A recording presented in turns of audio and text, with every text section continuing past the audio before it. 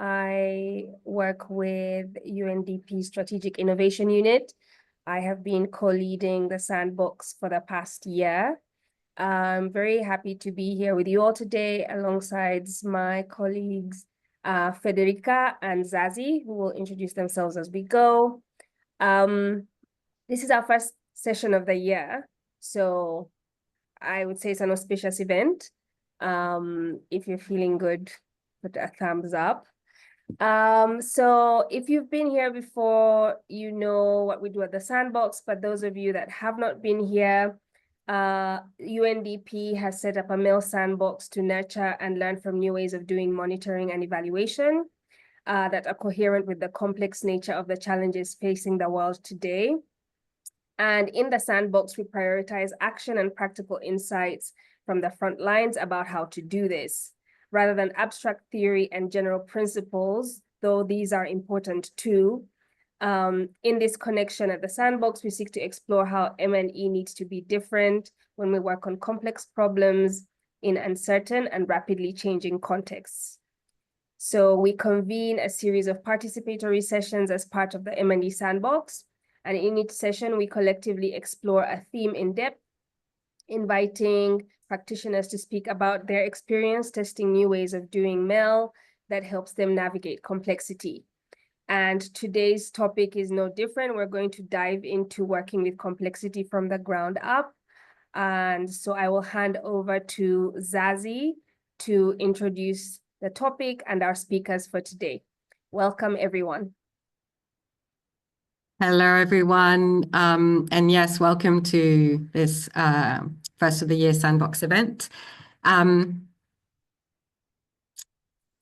Really excited about this topic. So this, as Sue was saying, the Sandbox is really focused on the practice and really wanting to draw out how people are practicing MEL every day in different settings, and in particular with a complexity and systems lens. And as we all know, one of the big challenges when you come to actually doing the work is, working within the resources that you have, adapting to the context in which you're having to work. And that could be a variety of context, or it might be a specific context that you're working in.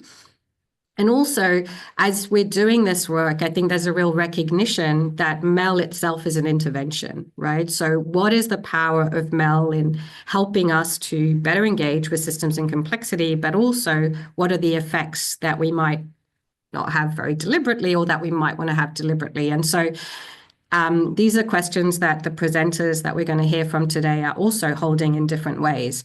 So we're going to have two presentations. The first is going to be led by Bruno Nazomi Baroni and his colleague Grace Mwangi from an Italian foundation called AVSI, and they will tell you more about the work they've been doing. And in particular, they're going to be presenting on what they've come to call the practice of change,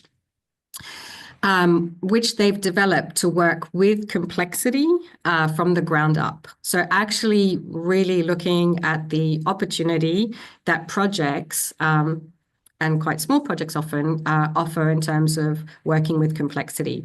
Then we'll have a second presentation at which we'll hear Marta Barba Prieto and Johnson Wandera, who will explore the peer participatory action research, so PPAR for short, method in practice, which is discussing the potential in particular of shifting power in global development evaluation practices. So again, seeing MEL as an intervention and how that might help us to engage with some of the complexities we come up against when we're actually doing the work and implementing the work.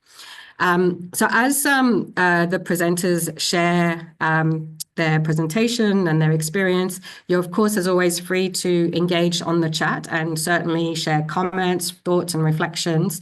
We've also got a Q&A function, which would be great if you could actually put your questions there. We will be looking at those questions as they come up, and we will be taking those questions to our presenters once they've finished presenting. So with no further ado, I'm going to hand over to Bruno and Grace to take us through their practice of change presentation. Thank you.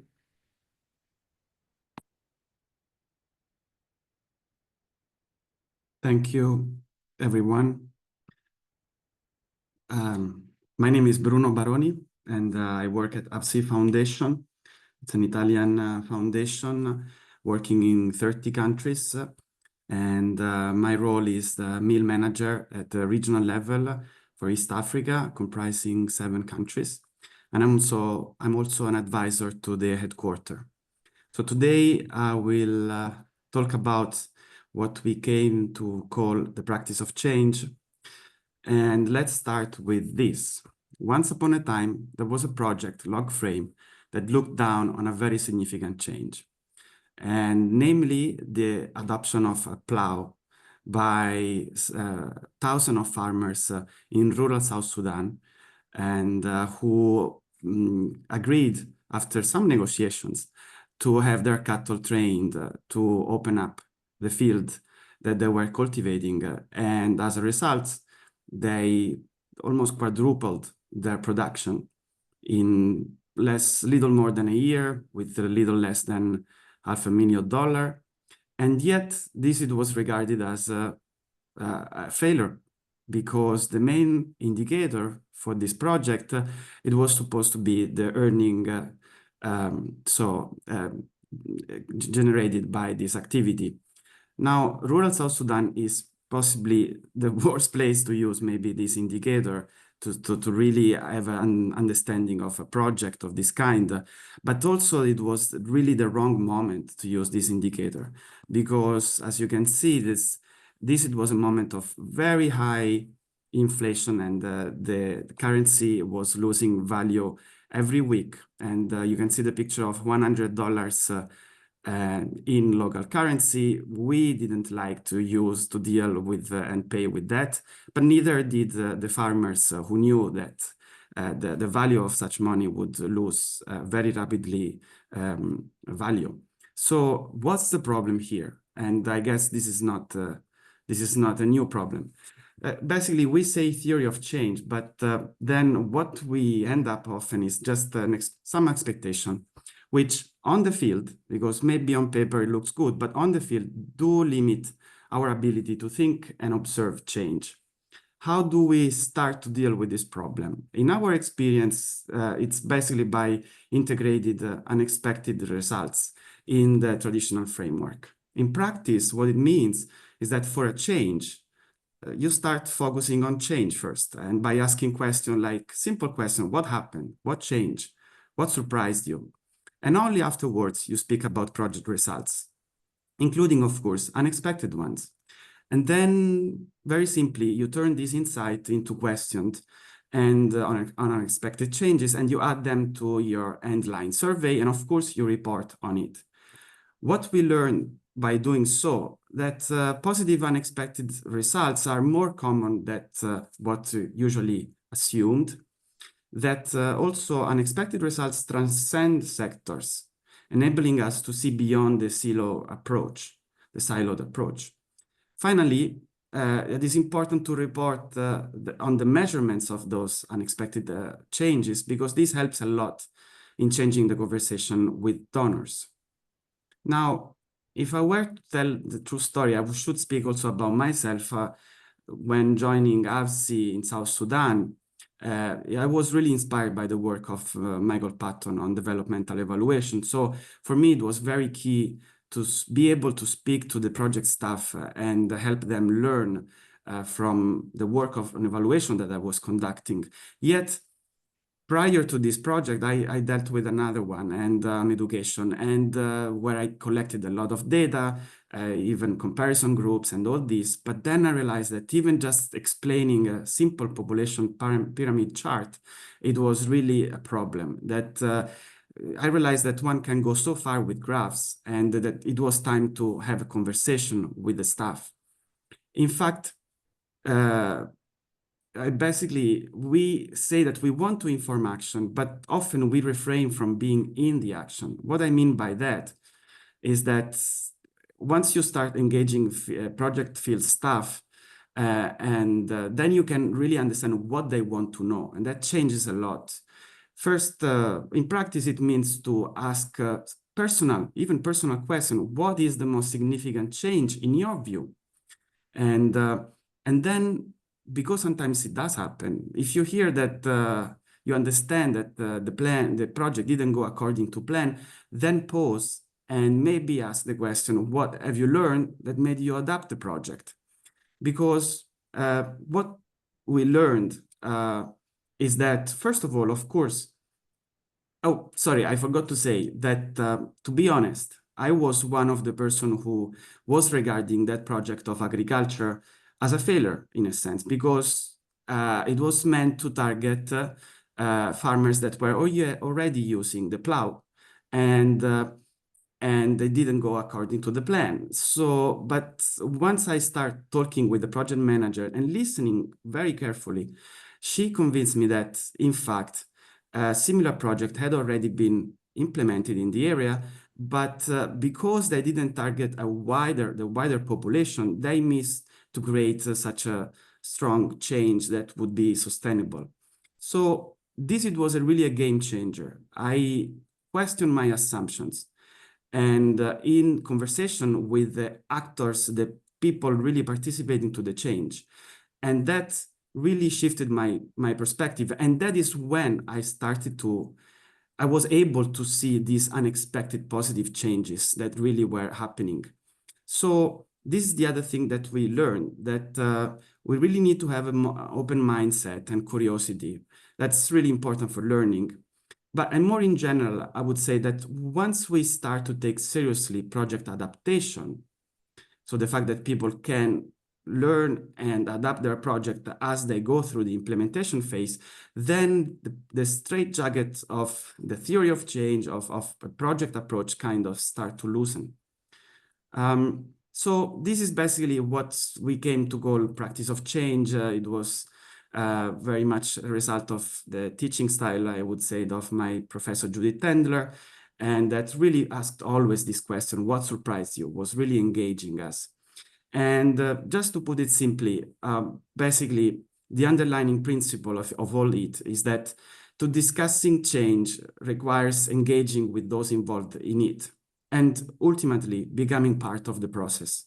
So let me give the floor to Grace Mwangi, who's my colleague, who was part of the process, very much so, because when I moved from this experimentation in South Sudan and I applied this practice of change in another countries, that was Kenya, and she was very much part of it. Okay. Grace? Yes, thank you, Bruno.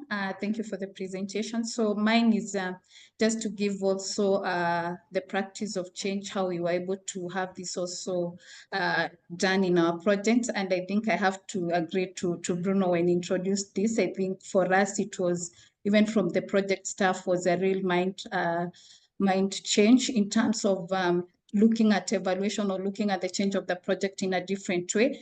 And this is what we want to show, that we need to change evaluation, not only engaging evaluators following the same standard, but bringing an approach of to foster co-evaluation.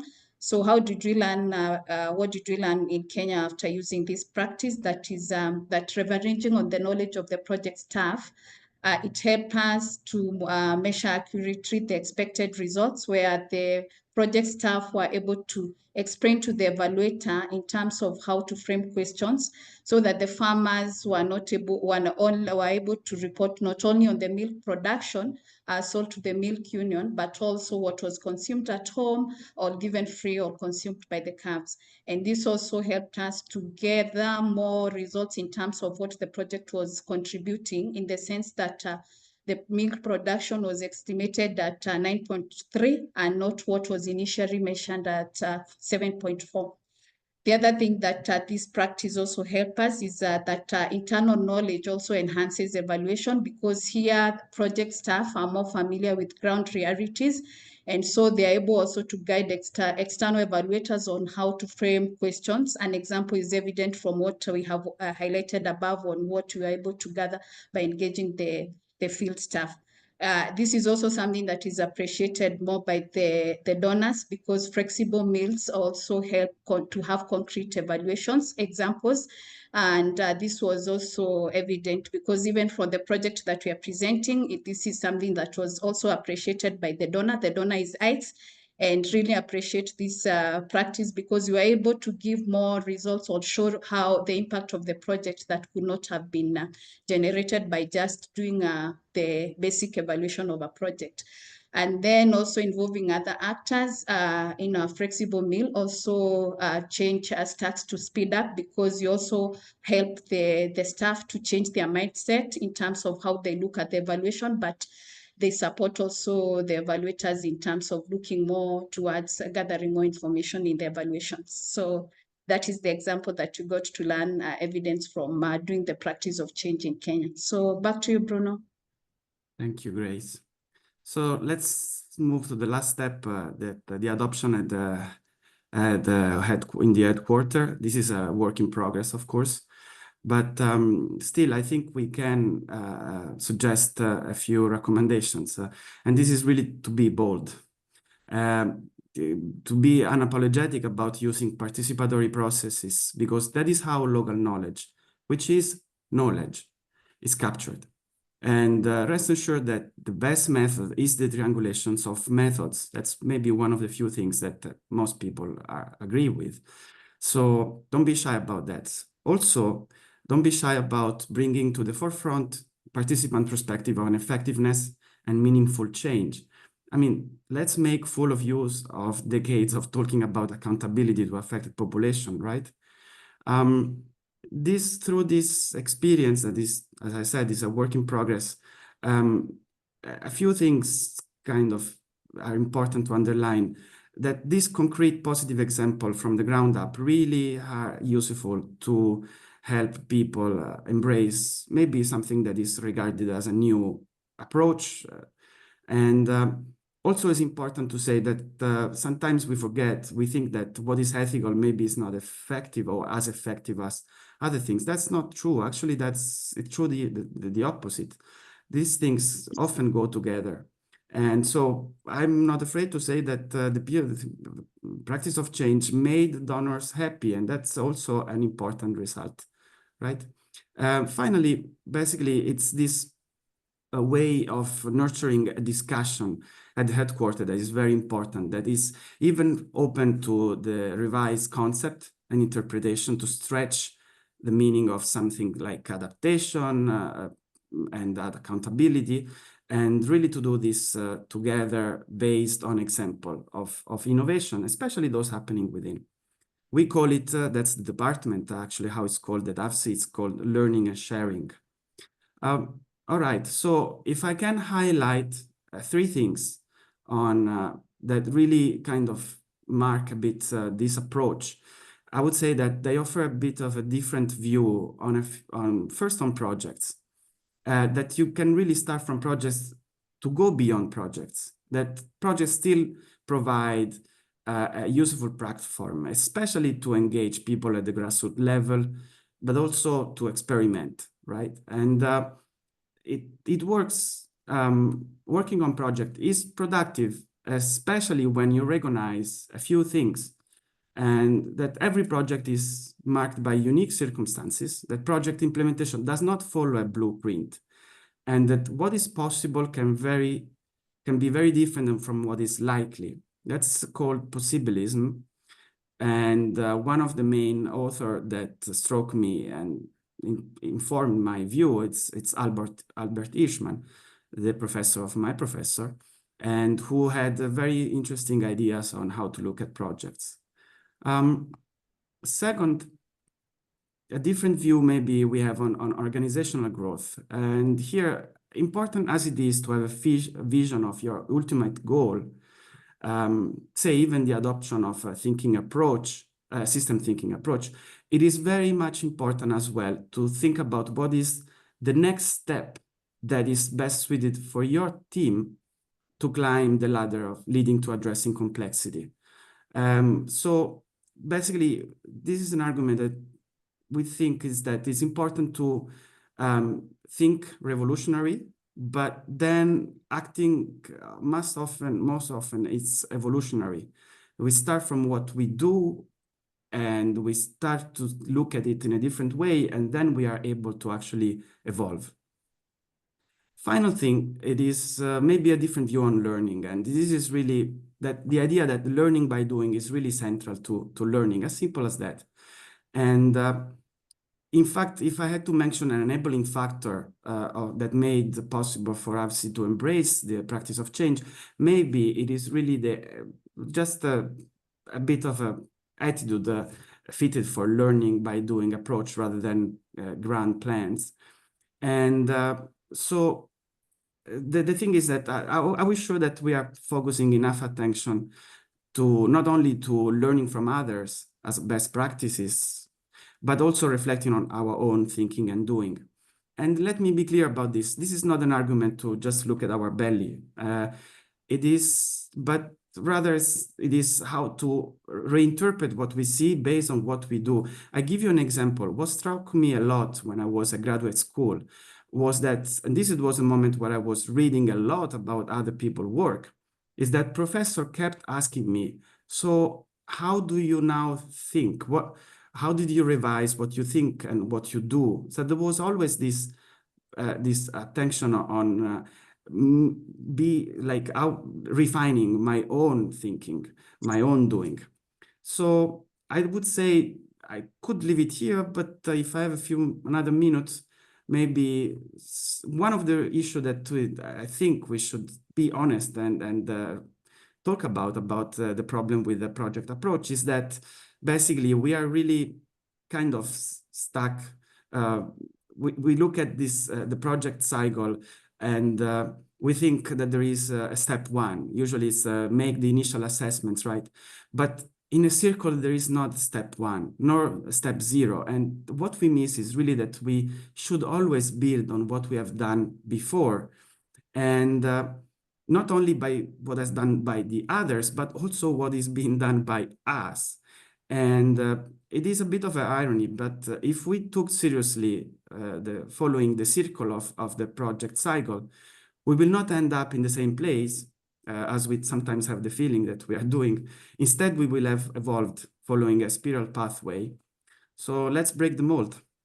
And I thank you for your attention with this, and I give you the floor. Thank you. Thank you so much, Bruno. That was really great. I was struck by a couple of things in your presentation. The first one is what you said last around the enabling conditions that allowed this space for dialogue and discourse and learning, because I think that's not as common as we might think. And that for me then led into the second thing that struck me, which is honoring unexpected results as having value, and using those results to understand the interdependencies and complexity around change and what change is valued by whom. So I really enjoy that. I'm curious what colleagues will have to say in the Q&A, if anything, about the conditions that allow a team to ask questions and bring different perspectives into their framing, and therefore open up the way they want to evaluate or think about change.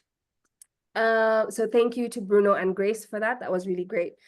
Our next set of presenters, Marta Barba Prieto and Johnson Wandera, are going to share with us their exploration of the peer participatory action research methodology, and how that was used in practice in their work on a global impact study for the Global Fund for Children.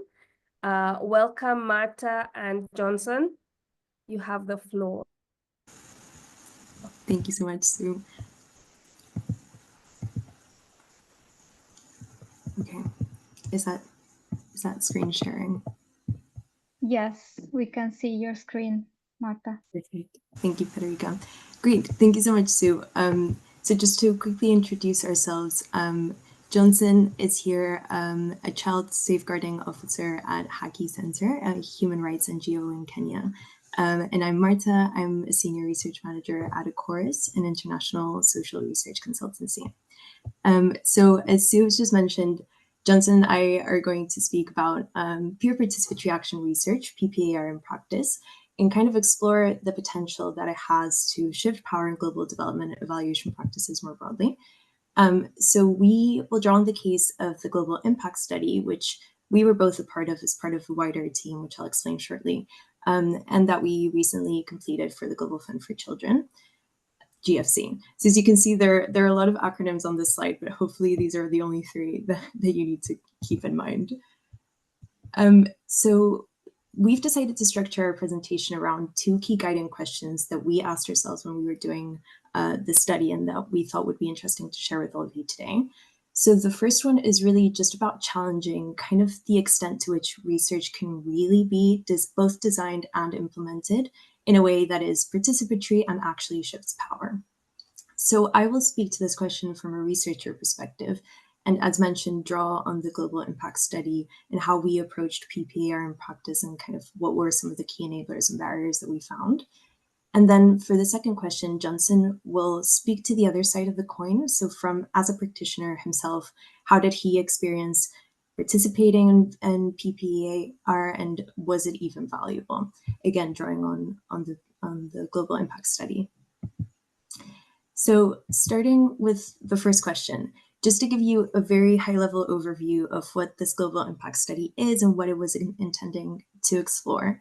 So the Global Fund for Children commissioned this Global Impact Study to really explore their funding model and really understand the impact that the model was having on the local community organizations that they were funding directly, as well as indirectly how that was influencing children, young people, and communities that were being engaged by those organizations.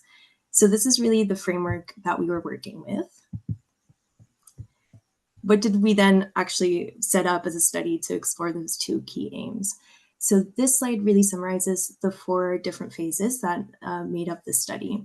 So we started with an inception phase where we really co-designed the research framework with GFC. The key intention was to make sure that it was a study framework that would move away from more traditional evaluation practices that can be extractive towards conducting a study that would really prioritize local understanding of complexity and local context, and really balance the research onus also between Ecorys researchers to include grant partners. So in that way, we were involving grant partners as co-researchers into the research team through first building their research skills. So in phase 2, we moved on to select our co-researchers. So there were a total of 31 co-researchers across 4 countries, India, Guatemala, Kenya, and the UK. And then we set up to deliver that training in person. So it was training on PPAR methods specifically.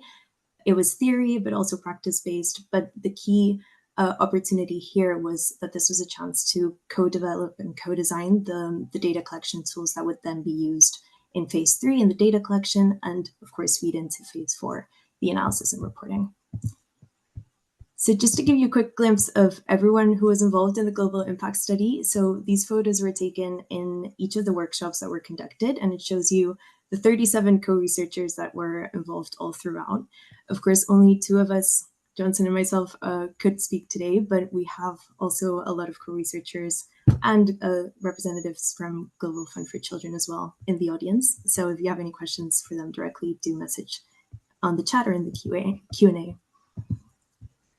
So we completed this Global Impact Study. What did this demonstrate to us about doing PPAR in practice? So really it demonstrated that conducting PPAR at this scale is feasible. And while maybe this seems a bit straightforward, really researchers can often be put off by the level of effort that is required of doing PPAR in practice and doing it appropriately. So that involves the scoping, the co-design, the training in person across different countries, coordinating visits simultaneously, ensuring all of the data collection tools are co-designed. So not only did it demonstrate that it was feasible, but it also demonstrated that it's valuable, tremendously valuable for the research. So in our case, co-researchers were really a critical element of contextualizing the data, not only the data, but also the tools that were used to collect that data, as grant partners themselves, receiving funding from GFC, but also as nationals of the countries with an understanding and lived experiences of the context that they were then exploring.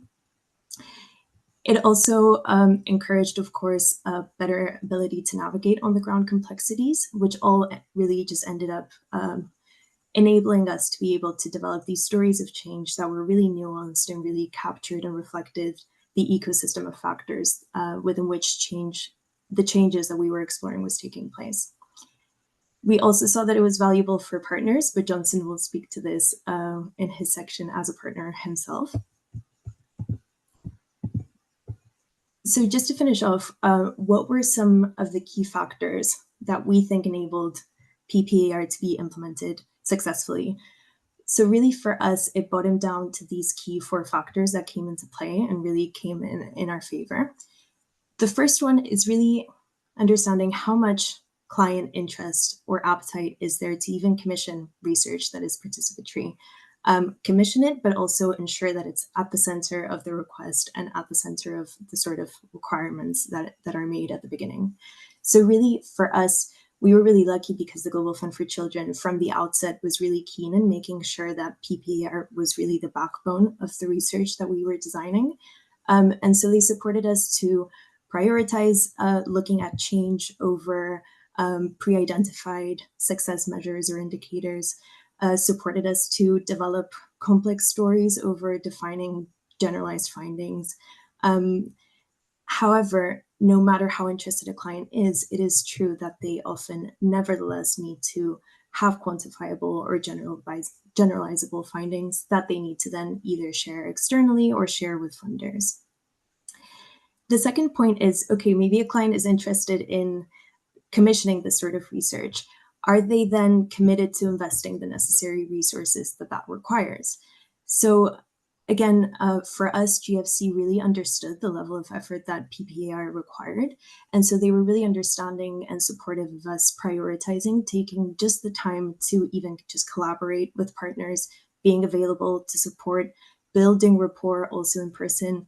We were across 5 or 4 different countries. So just being there and kind of nurturing those relationships between all of the co-researchers involved.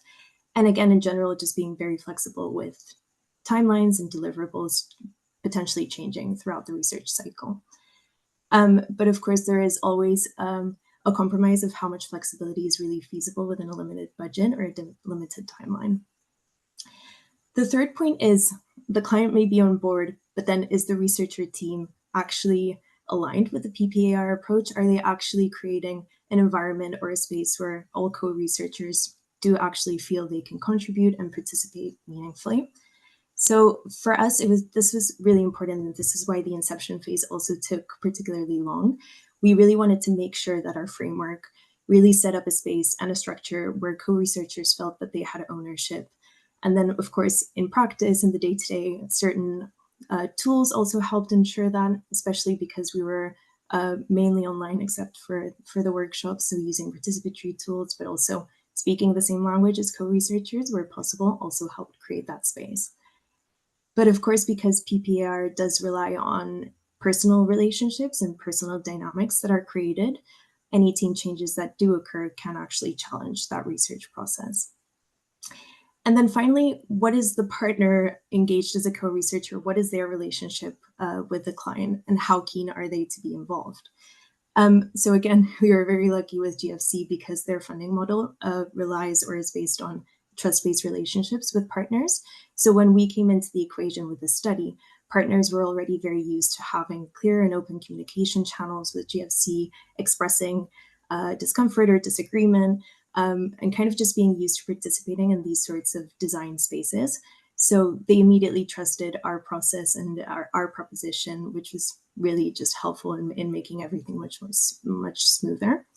But again, co-researchers or grant partners do also have their full-time jobs. So there is the possibility that there will be competing priorities when the research actually takes place. So now over to you, Johnson, for question 2. Okay, thank you, Marta. So basically, I'll be responding to question number 2, and I'll be looking at how did the PPR work in practice as a practitioner. Secondly, what were the some of the key enablers and barriers to conducting the PPR effectively? And thirdly, what is the value for practitioners in taking part in these studies? And now the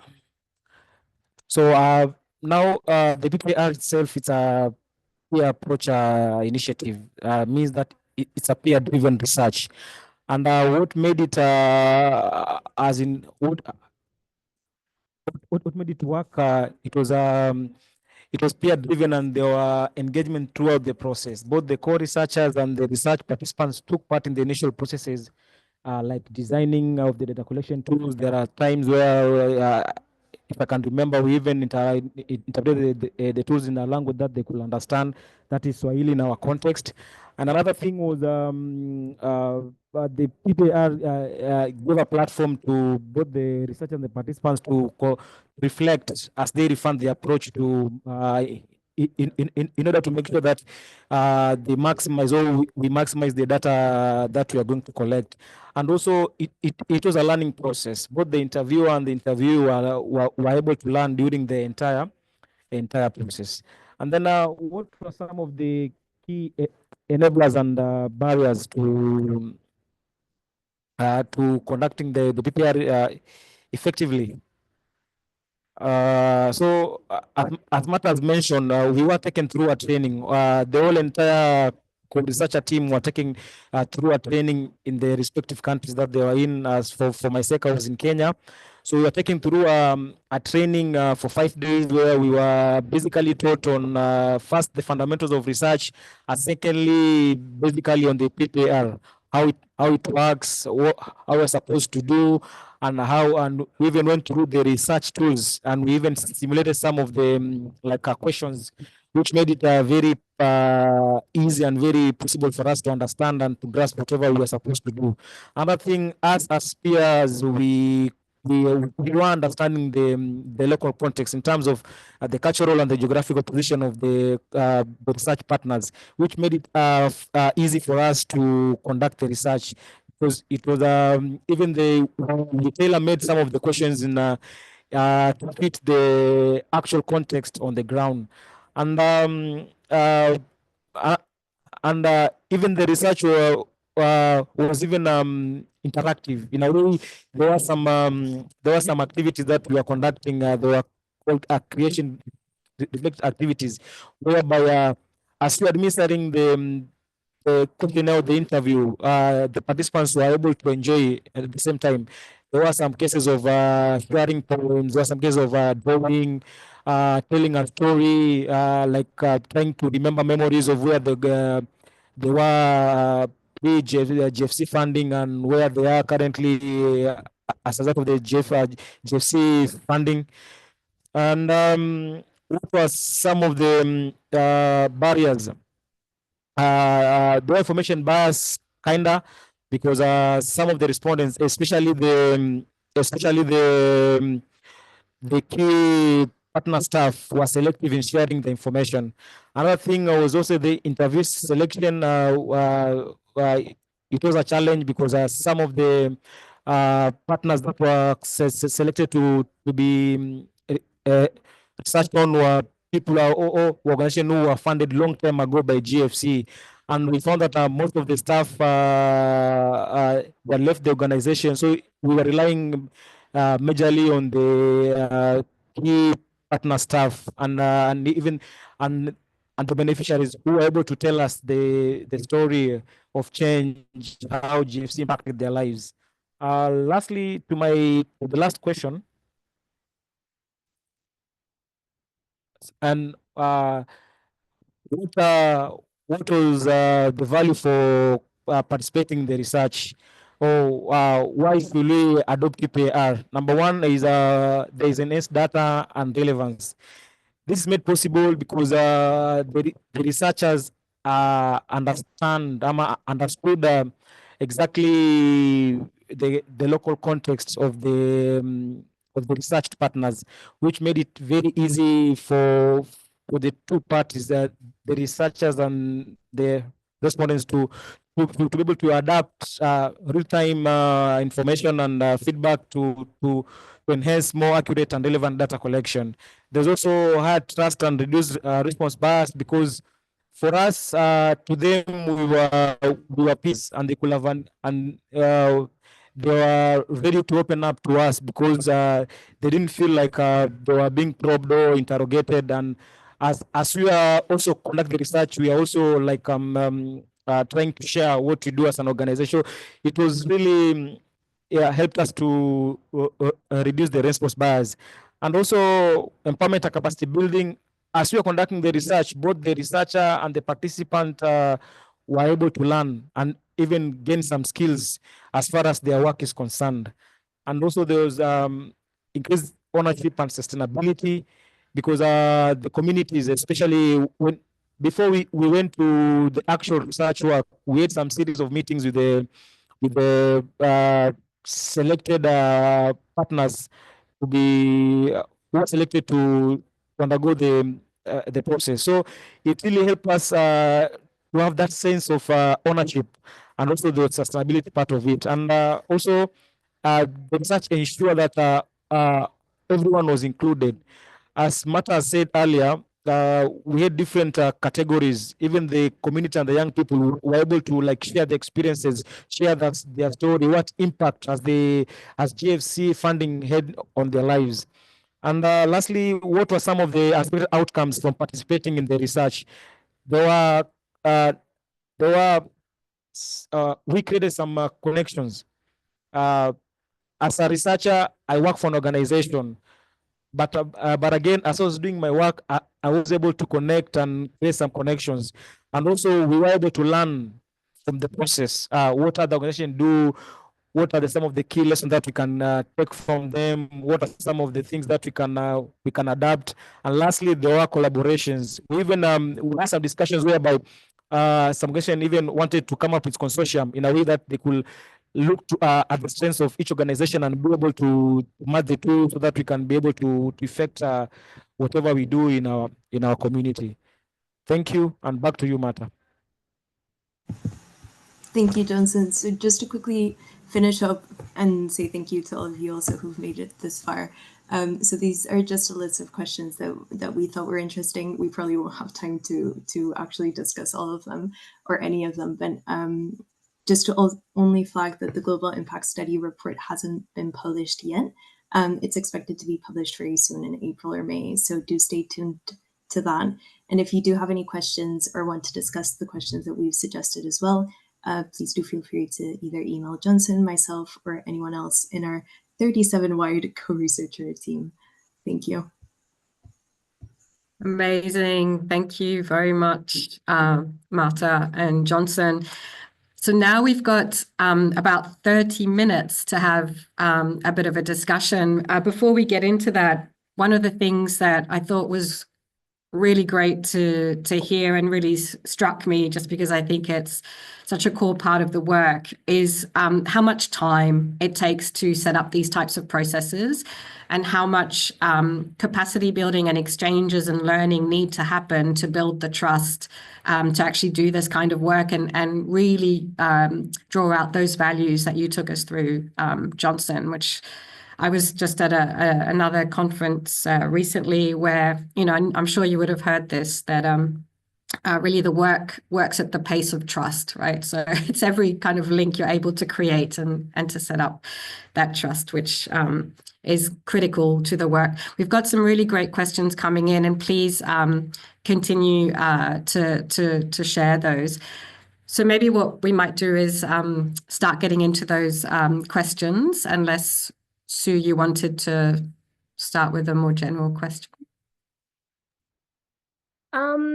I want to get into the questions, yes, but maybe the general question just for the speakers as a warm-up is to kind of ask from your perspective what the ripple effects of these shifts have been, not just for yourselves, but for the projects and for the participants. If you've noticed anything that's shifted, anything that surprised you, or any assumptions you had that were checked from working in this way or adopting these practices?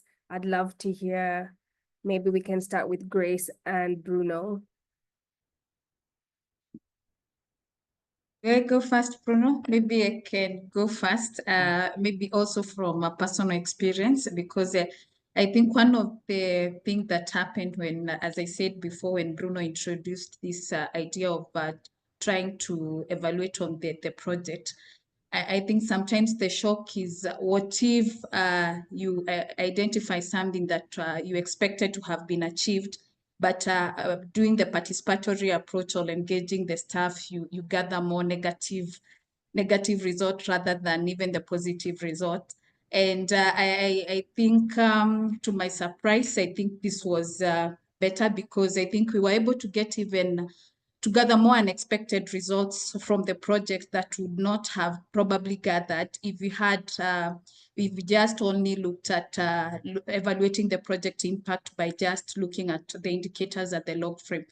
And this is something is a mindset shift, because you look at evaluation of a project in another way rather than just looking at trying to gather the either positive or negative result, but also what helps you to be able to build more or share more in terms of engaging more the staff, because they are the field staff, they are the ones in the ground, so they understand even better when you are trying to assess the impact of a project. So the participatory approach and changing the mindset of the staff, I think, is something great. And I think the ripple effect is that we are able now to gather more because in our currently in Kenya, most of our projects are following this way of trying to do a participatory approach in terms of evaluating the project. And this is what now when we engage an external evaluator, they build also on what we have already gathered to be better, to be in a position to better define and understand the impact of the project. So back to you, Susan. Bruno, in case.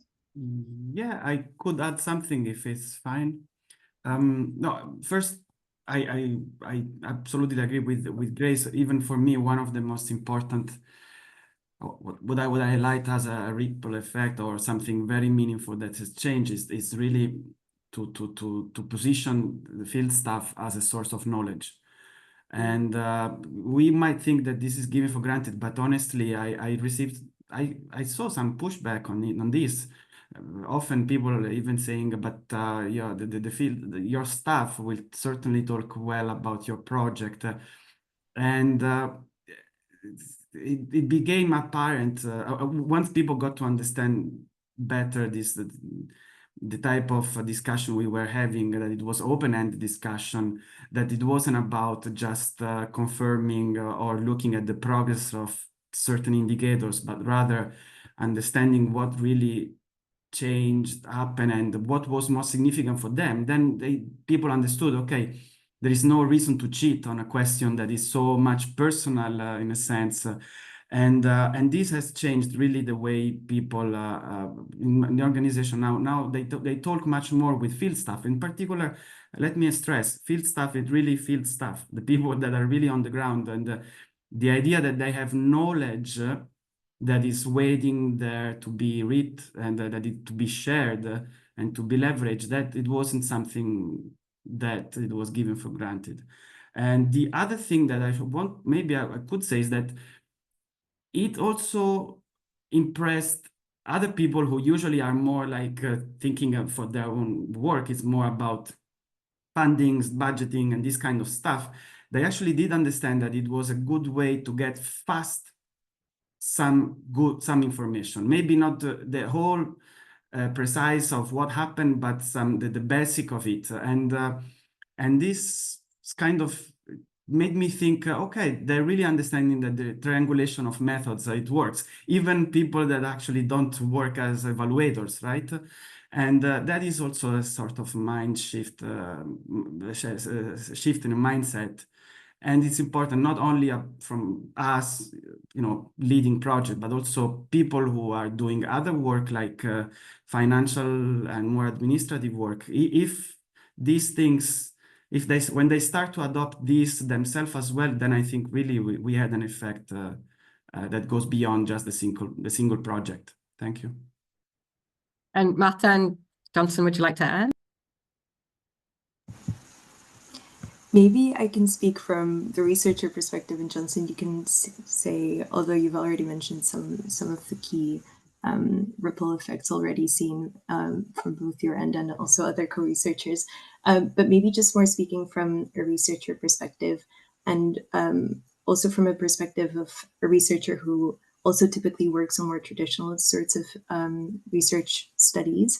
I think I've also already mentioned it in the presentation, but it really was very, we were all really impressed by the fact that it was feasible because it was such a big team. It was across so many countries. It was just within a year.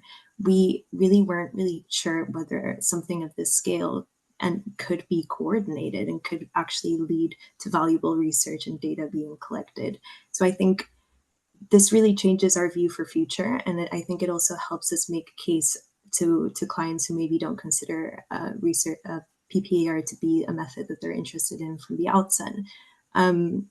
But I think it also comes to show how when co-researchers or an equivalent grant partners are involved from the beginning in the design phase, you really come to create a system where they've fed into it, where this infrastructure of the researchers is already really set to take into account that complexity on the ground. And it's also set up to be able to accommodate for any changes and be flexible when anything does arise. Because for us, we were really iterating all of the tools after each workshop, after each data collection visit was conducted. So it really comes to show how when you do it right from the outset and how the design is correct, it really does become much more seamless. But maybe, and hopefully this helps also convince future clients to think in this way and honor these sorts of practices. But I'll let Johnson speak to your view as a partner. Yes, thank you, Marta. At first, when we were invited to attend the training, we thought that it was just a normal research where the researcher basically they wanted to know how the funds were being used. But on this approach, they were more concerned on the effect. What are some of the changes, the impact that the funding has had in the lives of the communities and the young people, and even the ones that they've been supported under GFC. And that was really something new for me, especially because I'd never participated in that kind of a research, and I learned a lot. And when we were conducting the actual research, we even tried to talk to the organization that we are not here to trying to witch hunt or trying to see on the failures, but rather the impact of what GFC funding has done into the lives of the communities and the young people and even the organization. And they could they're able to point out, even tell you the history, where they started and where they are, and what GFC has done into their lives and in the organization that they are in. And that was a very key factor. And I really I learned a lot that funding can work and funding can impact lives. And when a good approach is being used in trying to to measure success of a certain program, then we can get maximum results out of it. So the PPAR really worked. It was an interactive session. We really learned a lot. We interacted. We got connections. We were able even to capacity build ourselves. Like for myself, I've never gone through a formal training on research, and for now I am able to conduct even other researches because we were even put on we even had sessions on basically trying to understand research in general and narrow down to the PPR model. So to me, it really worked and it was impactful. Thank you. Amazing. Thank you all for taking some time to respond to that question around the ripple effects. There's quite a few questions that have come in. I'm just going to start with one that takes us a little bit into the systems space, if that's okay. And then, Sue, you can follow up with the next question. And so this is to everyone again. So one of the things I'm really hearing as a practitioner is the unbelievable sophistication that these approaches enable in engaging with complexity. So, and the ripple effects that has into the practitioner space, so the people doing the work, but also into the work itself. And there's a question from Elise around how these approaches, apologies, whether you have used these approaches to think about what you might be able to say from this information around systems change. So we can talk about changes at the individual level and around the connections between those things and at the project level. And I'm curious, Bruno, whether you've got some comments you'd like to make around how this rolls up to the foundation level, and equally others, Marta and Johnson and Grace, if you've applied a systems lens around systems change in relation to these approaches. Right. So I'm a bit cautious about talking about system change, and I have to admit, because I see that my point is, even in the example that I mentioned about that project, that it was, the adoption of the plow, it is a revolutionary fiat, and but it is true that then if you have to address the question, was that a system change? Then I have doubts, but then my point is, wait, but it is still very significant and may very well contribute to a system change. So first of all, my first concern is not to or to downplay again. I don't want to be like another log frame downplaying such a significant change. And that's the reason why I use also significant, because also that is the other part of the question, if this is a question, if it's an answer. But so that I think I like the word significant, because then it begs the question, significant for whom? And so it opens up, the possibility for a discussion and kind of question even the idea that there might be something that as objective as that we would like to be. And so again, I think maybe I tend to like this kind of wording, and because of all these reasons. So maybe for the time being, I would leave it there. And but I'm gonna say this is, let's be honest, this is for me as an opportunity to try to face this question and ask that to myself. Yeah. Thank you. That's a very brave and great answer, Bruno. Thank you so much for answering it that way. Would anyone else of our presenters like to share their thoughts on this? I'd like to share some thoughts in terms of what classifies also as a system. So I think for us, the way that we were thinking of systems was kind of also at two different levels. So we were kind of exploring systems within a specific partner site. So how do all of the factors contribute to kind of draw a picture of the change that is happening within a specific system, with all of the different actors and their views kind of forming that individual system.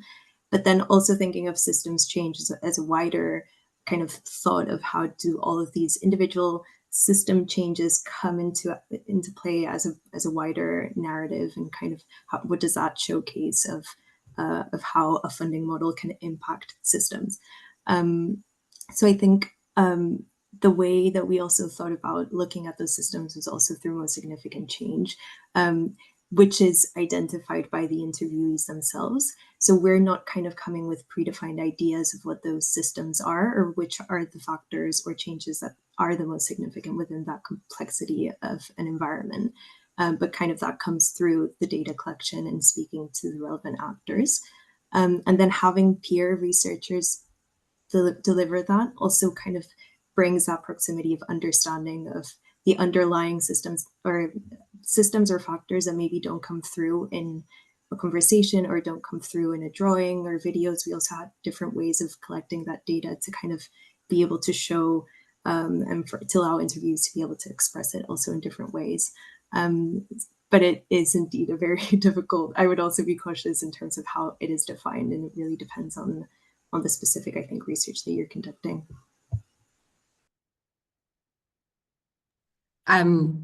Johnson and Grace, did you want to add something, or are you happy if we move on to the next question? Yeah. Yeah, good. Okay. Okay. Thank you. So perhaps we could go back to earlier question from Laura, who had a question for Marta and Johnson, which is, did you consider being participatory or shifting the power to the children themselves, or only partner organizations? Did you consider asking the children to evaluate the changes they have seen according to what they think success looks like?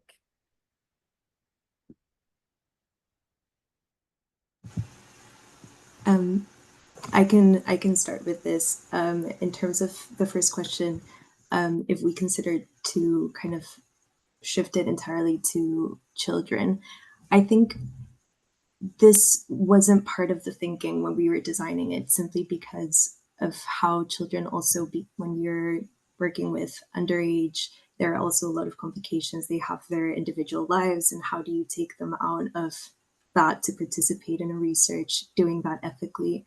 I think also because it was such a global study, it complicated it even further to be able to even coordinate that properly and make sure that we were doing it right across all of the countries. That's why also we wanted grant partners to be involved and to actually be able to feed specifically to the data collection tools what is really appropriate. How do you phrase questions to children to make sure that it's really easy to understand, and where they can express themselves potentially not through speaking, but actually taking a task to draw how they feel and take it home and find the time to do it and kind of be able to accommodate for that. We really appreciated having co-researchers bring that insight. But I think there was a second part to the question. I can't remember right now, Sue. It was more in the same vein of, did you consider asking the children to evaluate the changes according to how they view success? Mm-hmm. Yeah, so obviously, because we were following the most significant change approach, that was really the aim of the underlying question, really, in all of our data collection tools. It was really, what is change to you? What does it mean? Maybe not so big, not change, but more specifically, depending on the different activities that the different organizations were conducting and engaging with them in. But yeah, they were a critical part in defining that. Johnson, I don't know if you have anything to add to that. Hey, thank you, Marta. And about children, most of them were able to they could not really define change, but they could be able to share how their lives were before, because most of partners that we researched on were charity organizations, and they're able to reflect and tell you before the support came, this is how we were, and currently this is where we are currently. So just gauging by the conversation that we were having with the children, we could gauge now really there is change, or they can be able to say to explain or show there's been a change in their lives, and even the community that they are, even the organizations, they were able to tell you this is where we were and this is where we are currently. So they were able to share, and they were able to gauge on how the GFC funding has impacted their lives positively. And Johnson, just a follow-up question from Carolyn around, and I think maybe this would be an interesting question to hear as well from Grace and Bruno, is how did you organize the analysis process? So you had all this information coming in, most significant change, obviously, the story givers are also part of that analysis, but can you tell us a little bit about how that analysis process actually took place? And maybe we can also hear from Bruno and Grace about that for their project. Johnson, does that make sense? Okay, I'll respond, then Marta will come in. As co-researchers, what we did, we were the data collectors. We made sure that we collect the data, and on our end, we were to transcribe it to a language that the interpreter or the team from Ecorys could understand. And in this context, we were not editing anything. We were not even trying to like dilute whatever they've said. Basically, whatever they say, it is what we were writing, and we submitted the worksheets to Ecorys. Even the drawings, even the poems, even the audios, we collect them and then we submit it to Ecorys. And then Ecorys, now maybe Marta can share on how they did the analysis. Thank you. Definitely. So then after that process, we kind of went through the data together. So interpreting and kind of the output of that was to develop stories for each individual site that had been visited.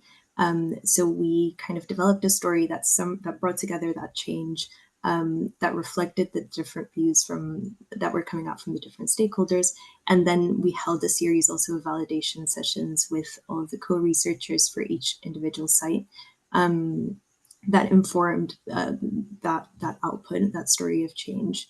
And then we also had different validation sessions that brought together all of the co-researchers in a specific country, and then all of the co-researchers across all of the countries, also with GFC. So there were a series of different validation sessions really where we made sure that there wasn't that disconnect between co-researchers in country who had collected that data and then researchers at Ecorys who were developing kind of the report itself for GFC.